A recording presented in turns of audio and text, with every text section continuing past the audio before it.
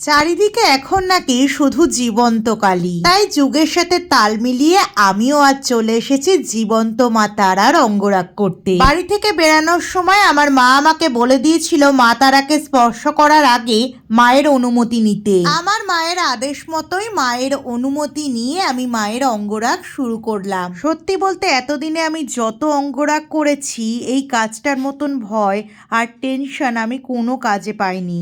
এর কারণটা আমি প্রথমেই তোমাদের বলেছি, আজকের মা তারা হলো জীবন্ত, মানে মায়ের প্রাণ প্রতিষ্ঠা করা আছে। তার উপরে কাজটা শুরু করার আগে মায়ের বাড়ির লোকের থেকে শুনেছি এটা নাকি মায়ের ভয়ঙ্কর রূপ।